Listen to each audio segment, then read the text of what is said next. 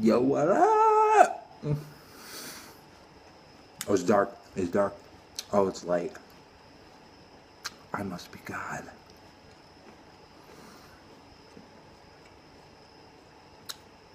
Someone wrote me an email.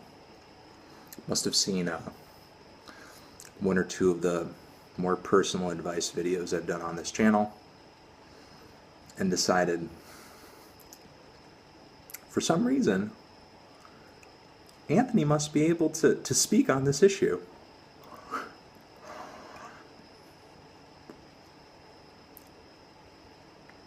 And I'm going to try my best. And if you don't like it, well, I mean, this advice isn't for you. It's for the guy who asked. So obviously the guy who asked wanted it.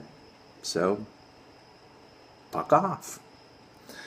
Alright, this person says, not even a Dear Anthony on this letter. Can you believe it? How rude. Let's get straight into it. All about me, me, me.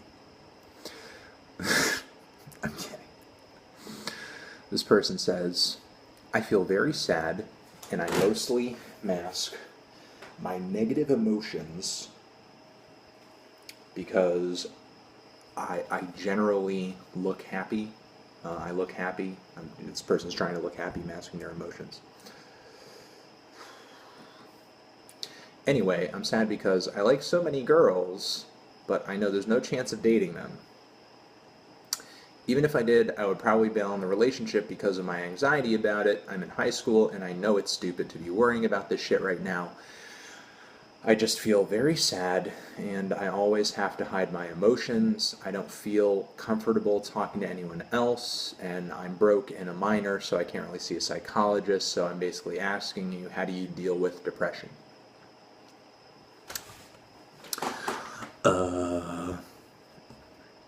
Okay, good questions, good honest questions, good things to contemplate. Let's get into it. At the risk of sort of there being less eye contact with me and the camera right now, I am going to be referring to some notes that I wrote because I wrote down a lot of things. I wanted to be thorough, and I think there's a lot of stuff that I wrote down that's important because everything I say is important. That's why I shoot myself talking on camera every day. That's why the only time I'm talking during the day, it's on camera. If you see me the rest of the day, if there's not a camera on me, I'm not talking. I only talk when a camera's on me. So, again, that's why I wrote all this stuff down, because it's important, because I wrote it, and because I was thinking of saying it. And if I say it, it must be important. Logic.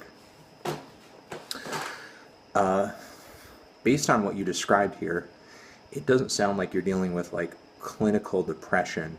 If you're dealing with thoughts of suicide or self-harm or any kind of extreme behaviors, I would recommend seeing a psychologist. Even though you are a minor, that shouldn't stop you from being able to see a psychologist. The guardians or the parents who are in your life should be able to either use what money they have or insurance to take you to a psychologist. There are a lot of psychologists out there, some of whom work for very cheap if you are sort of in that situation, and they may be very hard to come by and find, but they are out there, and you know, and you also might sort of be hesitant to discuss these problems with your parents or guardians because they can be hard to kind of put out there in the open, but nobody should have to struggle alone with you know, such extreme, painful problems by themselves. Struggle alone, that might have been redundant, but you know what I'm saying. So again, while it may be hard, there's no reason someone should have to struggle in this alone. So, you know, if your issues are that extreme, then I would recommend trying to make the necessary movements, you know, going in that direction. But what it sounds like you're actually dealing with here is more of just a bit of a lack of self-confidence and self-esteem. You know, based on what you're talking about, your anxiety with relationships and all that kind of stuff. So I will kind of address that sort of in this video. Not to, say I'm diagnosing you here or saying you do or don't have a certain thing. I'm just kind of, going off of what you've described here, and it sounds like more one thing than the other. I don't have a complete picture of you here, nor am I a medical professional. But, I can dole out a little bit of life advice here based off of the few questions that you asked. So I'm going to try to do that. So in regards to lack of self-esteem, lack of self-confidence, especially at this age, the thing about self-confidence is that you need it. It's necessary. It's necessary for getting a date. It's necessary for getting a job, advancing in life, taking risks, going after your dreams. If you don't believe in yourself, you're probably not going to get anywhere in life. You gotta believe in yourself.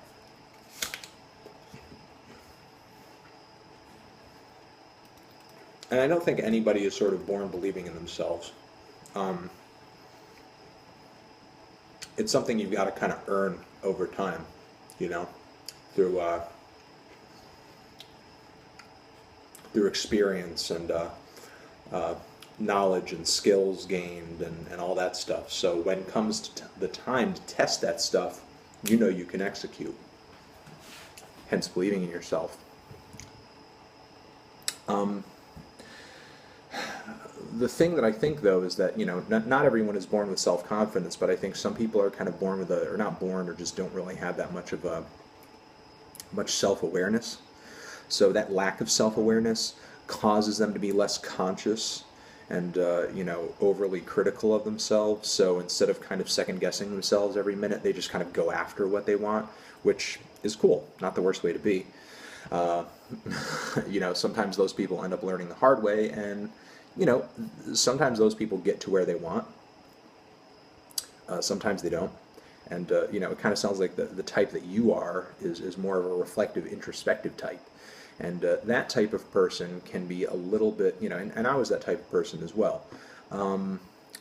That type of person can be hit a little bit harder with those self-esteem, those self-consciousness issues, because in a way, with you being so introspective and being so kind of reflective in that manner, you're overthinking yourself a little bit, and it tends to make you a little bit of a fucking worrywart. And while I think self-awareness and introspection can be a really great thing, those people, they're just as capable of making it to where they want to be in life as well. There's hope for you. But the thing is, you've got to kind of find that balance. The person who's lacking in self-awareness needs to, down the road, gain at least a little bit of self-awareness so that they know when they're really fucking something up, so that they can prevent horrible, life-changing mistakes. What you've got to do is curb that self-awareness a little bit so that you're not paralyzing yourself into misery and you're not freezing yourself into fear over not taking a risk, over not stepping out there to get what you want, or not, sort of approaching that person who you have like a bit of a romantic interest in. Because once you realize that when you put yourself out there, whether it be, you're trying to join the basketball team, or you're, asking someone on a date, the worst thing that can happen, this is the worst case scenario, this is the worst thing that can happen. Ready? You're ready for it? They say no. It's not the worst thing in the world. It's like, it's not even a bee sting. In that occasion, better luck next time. There's more fish in the sea. It sounds cliche, but that's because it's true. But back to the whole self-confidence thing. You got to work for it. It's something that people gain as they age, and it's partially to do with a positive mindset, but it's mostly to do with work. Yeah, there are some people out there who are like, like completely blind or ignorant, or like overcompensating for their lack of everything. And if you talk to this person, they may very well, at least from right out the gate, convince you that they're the coolest, smartest, most amazing person in the world. But that facade only lasts for so long. So you do want to have that positive mindset, but self-confidence mostly comes from work. you've got to accept who you are now, but also kind of with the understanding that you're going to be working on yourself and progressing into the person who you want to be into the future, into the person who you want to see. And you've got to take some time to sit down and sort of think about who that person is. What kind of person is that? What does that person do? What does that person know? What is that person who I want to be good at? What is that person like?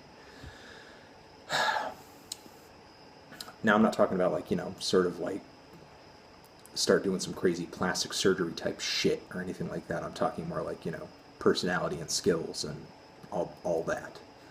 So don't take this advice too far. Don't go nutty with it. I'm talking within reason here.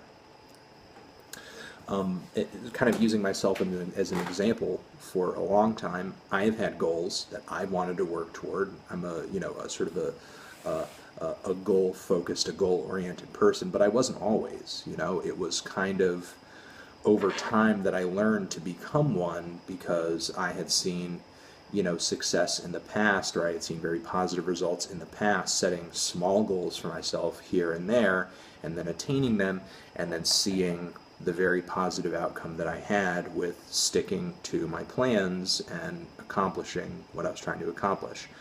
I wanted to be my own boss. I'm there. I wanted to work in an industry or work in a place where I would be close to my passions, and I have many of them, and music is just one of them. And that's the passion I ended up, kind of focusing on and kind of trending toward. That's sort of where, I work to be where I am, but also, it's a bit of a matter of the chips falling where they do. If I was if the economy was different when I got out of college, I could be in a completely different place than I am now. Don't be afraid to change goals according to your surroundings and kind of the current climate of whatever you're sort of swimming in. I know I have. And the people who end up being the most successful in life and the most confident and happy in life have to do that too. So, I wanted to make one of my passions my work, and I figured out how to do that, and it took a while. And it took a lot of hard work. It took a lot of all-nighters. It took a lot of thinking. It took a lot of planning. It took a lot of sacrifices, but that's really what I fucking wanted. And now I'm doing it. I wanted to be healthy. I wanted to be strong. Always working on that. I wanted to be vegan. I'm there, but that's always, an ongoing work thing. It's easier than it's ever been, but, it still requires effort. I've always wanted to, sort of communicate with people, help people in some kind of way, maybe not like a Mother Teresa kind of way, but you get what I'm saying, and I feel that I'm doing that, not in a boastful kind of way. I'm not trying to like toot my own horn here, but I'm doing things that I'm working toward goals that I have, and there are other personal goals that sort of make a little bit more sense that I could be listing here, but some of them are very personal, and I don't want to go too deep into them. It would derail the whole video. So the point I'm trying to make is you've got to work on yourself, and however you define that to be, it could be these things, but is not limited to. Could be you exercising or eating better. It could be gaining knowledge. You could be honing a talent or a craft. You could be gaining new experiences. You could be helping others. You could be getting a job and making money for yourself. There's a lot of ways to self-improve and invest in yourself, and you've got to do that if you're going to have any kind of self-confidence.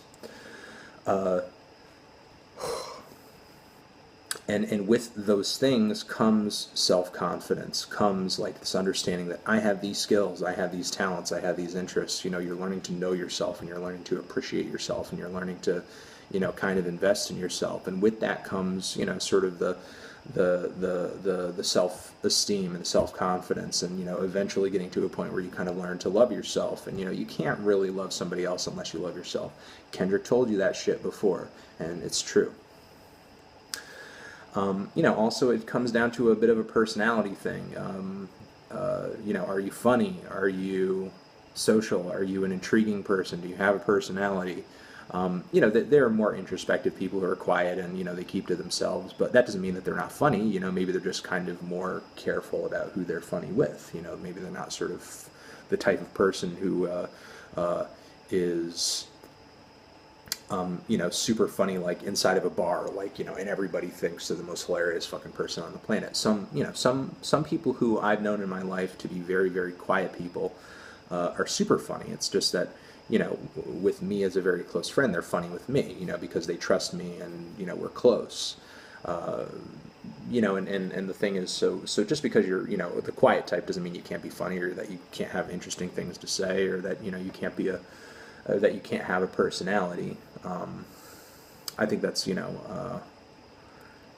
a bit separate. But anyway, you've got to kind of have that self-confidence, and you've got to kind of be able to love yourself in order to be in a relationship and have that confidence that you need to have a long-lasting relationship. And it seems that you already kind of understand that in a way, because you're talking about how even if you were in a relationship, your anxiety would get the best of you, which, I mean, yeah, if you have no self-esteem, if you're in a relationship, you're going to have anxiety about it. You're going to be like, oh, did I do the wrong thing? Did I say the wrong thing? Is this person going to leave me? Like, all those questions are going to torture you day fucking in and day fucking out, because you don't have that self-confidence.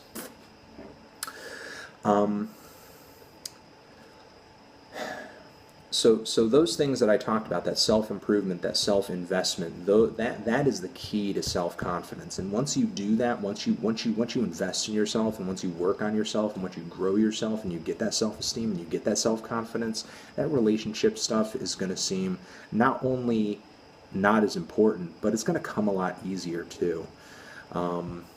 It's just going to feel a little bit more natural. You're not going to feel the need to worry about being yourself, because being yourself isn't going to seem like a big deal anymore, because that's the first thing that a lot of people think, like, ugh, what is this person going to think of me? Well, I can't just be myself, even though everyone on the planet tells me to be myself, because I don't like myself. Once you like yourself, being yourself is never going to be a problem. So, when it comes time to approach somebody, or, go on that first date, you might be a little nervous, but it's not going to be, kind of like the mental train wreck that it may be for you now.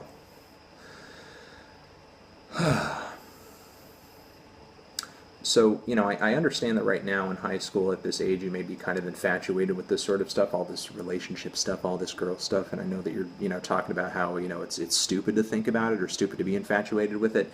At this, not to say that it's great to be infatuated with it, but at this age, at this time, it's very natural to be infatuated with it. So, don't put yourself down for just doing what comes natural. Everybody at this young age is, loaded with hormones and surrounded by the opposite sex all day, so sort of that whole relationship kind of deal was preoccupying a lot of minds throughout the school day. So you're not alone, and again, there's nothing stupid or shit about it. It's perfectly common.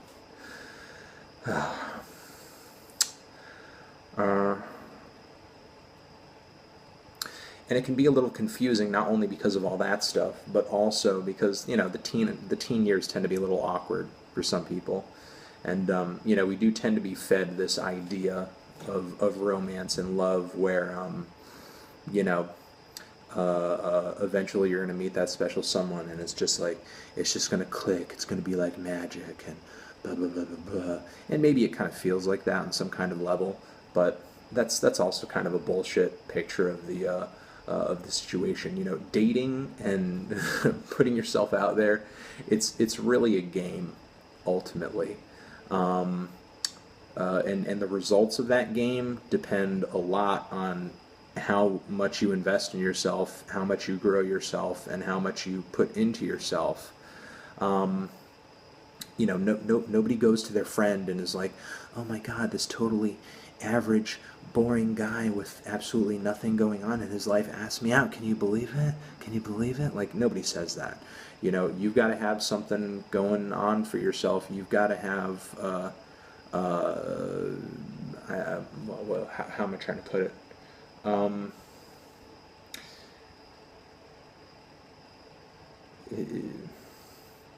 I think the way I'm trying to put this is, unless you love yourself and you've got something going on, you can't expect someone to admire you, or at least like in a romantic sense. At least maybe not in a way that kind of moves beyond like a physical attraction, which there's nothing wrong with physical attraction. If you have that going on for you, feel free to take advantage of that. You were born with it. That's you're right. You got that physical attraction game going on, bruh. But ultimately to kind of sidestep that self-consciousness, not that self-consciousness, but that lack of self-esteem and that lack of self-confidence, you have to grow yourself, because the thing is, you are going to, and there are some people who will kind of beat themselves over the head and say, oh, well, this is just how I am, or this is just my personality, or this is just, some people have good genetics, they just have good alpha genetics, and that's why they're, getting all the chicks, and blah, blah, blah, blah, blah. And I'm just me, so I'm gonna sulk and be miserable like a piece of shit and hope that everybody feels bad for me. Fuck you, buddy. Nobody wants to hear that shit. And also, it's not even the truth. Because here's the thing. Whether you think you're that alpha dog or not,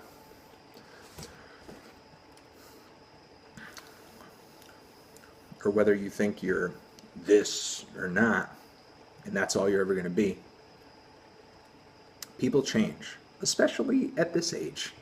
Like, you're in high school. You can only hope that you're probably not going to be anything like the way you are now by the time you're 40.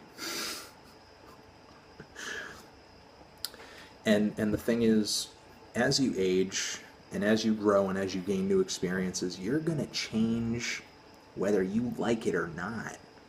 So you might as well try to influence that change to move yourself into a direction you want to be pointed in. Okay? Change is inevitable. You are going to change no matter what. So you might as well be conscious of that and do your best to put yourself on a track towards a change that you would like to see, as opposed to a change that you're just going to have to deal with down the road because you didn't care to think about how your life was going to turn out 15 or 20 years from now. Some people take an active role in sort of guiding the path that they take in life, and other people just kind of, just chill, and they just let life back over them. And don't be that person, that person obviously never wins. They're not trying to win. And most importantly, while they're not winning, they'll try to justify their mindset, like, oh, I wasn't going to win anyway. When, the thing is that they think, you're really in a race with yourself. You're not in a race with everybody. You're really in a race to be the best you that you can be, ultimately. And that's what you should work on. So moving on from that, this is a long, just kind of chill video. So be conscious of guiding that change that you're inevitably going to see. Try to push yourself into a direction that you want to be in. And the thing is, on this road to change, you don't necessarily have to go it alone. I know that you said that you have a hard time talking with people about these issues, but try to be less fearful of that. There has to be someone in your life. You're a kid, you're in high school, you're surrounded by adults all day. There has to be a cool adult somewhere who, you could ask, just like, when you were my age, what were relationships like? Or, were you, did you ever have self-esteem problems as a kid? Or, what do you think about self-esteem issues? Or, you have teachers, you have guidance counselors. You've got to have like a cool uncle who smokes pot and drives a truck, or something. And the thing is, you don't even have to look for that cool uncle. I mean, you're obviously asking someone who's my age, this question. Maybe you have an older brother or an older sister or something. Just somebody who, asks somebody who's kind of out of that teenage years jungle. While you could most definitely ask a parent. If you ask somebody who is maybe just past the age of 18 that question, maybe they'll have a little bit more insight or something,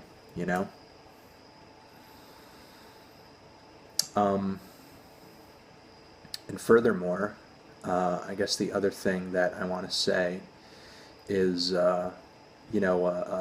definitely try to do your best to take an active role in improving yourself, because that's only going to make you a better prospect when it comes to finding a date. But also, don't just kind of sit around and wait for that special someone to kind of just notice you. Like, oh my God, this amazing person was just under my nose the whole time. The person has eyes, they could see you, they probably know that you're there. But the thing is, maybe they just don't think of you in that same way. But that doesn't necessarily mean that they couldn't. Not that you should try to force them into liking you, but the thing is, maybe that prospect doesn't even really cross their mind until you step up and present the idea by, starting up a conversation. And again, the worst thing that can happen out of that is that the person says no. And again, not the worst thing in the world. It's not. And the thing about relationships is that rarely do they ever just, work, and rarely do they ever just totally click. I actually don't think any of them do. A good relationship requires a lot of work from people on both sides of the relationship if it's going to function and be beneficial for both of the people involved. Sure, it seems easy at the beginning with, kind of lust fueling the engine, but after a while, you're just going to have to put in a little bit more effort to, keep things going and make sure everybody's happy. And, always be communicating and sharing and experiencing and doing things together. No relationship is perfect. In all relationships, the longer they go, the more upkeep sort of they need. Not to sort of imply that they're getting worse, but,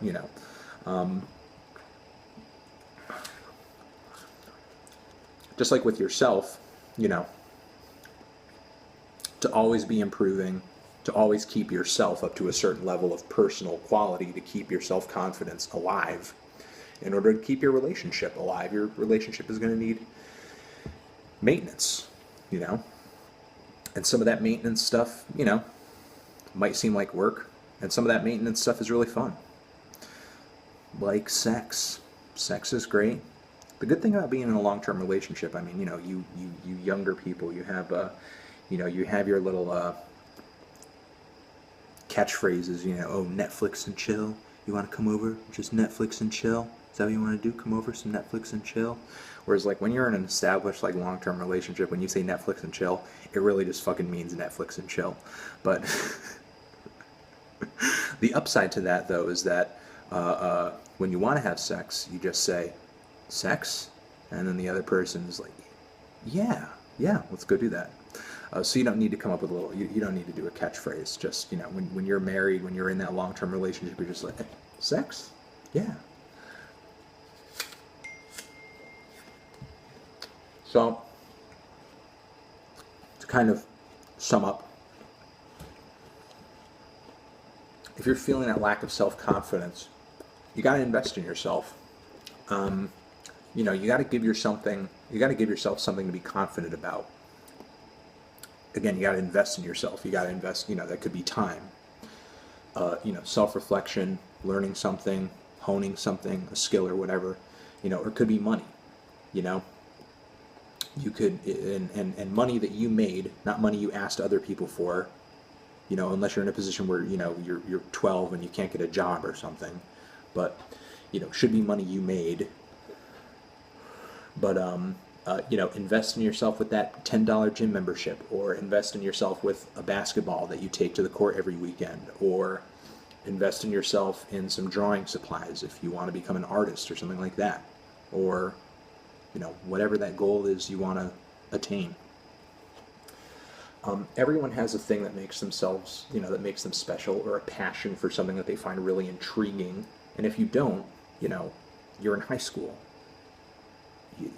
You have all the time in the world to figure out your favorite passion or thing in the world, and all the time to be trying a million different things and, experimenting. So, take this time to do that. And, take this time to do that and to learn about yourself. And I think that's everything I have to say. I hope this helped. You're the best.